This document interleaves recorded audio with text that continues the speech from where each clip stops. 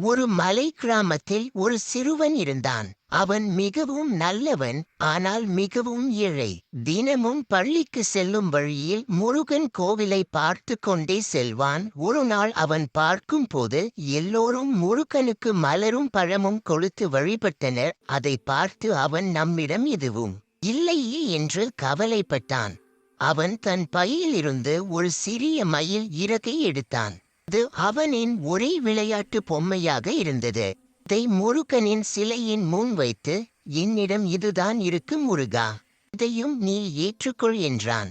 அந்த இரவு முருகன் அவனது கனவில் தோன்றி புன்னகையுடன் கூறினார், உன் மயில் இறகு எனக்கு தங்க கதிராக மாறி வந்துள்ளது. உன் அன்பே எனக்கு மிக பெரிய காணிக்கை. அடுத்த நாள் காலை அவன் கோவிலுக்கு சென்றபோது அவன் வைத்த இறகு ஒளி வீசும் பொன் நிறத்தில் மாறியிருந்தது. அவன் நெகிழ்ந்து முருகா முருகா என்று கூறி வழிபட்டான்.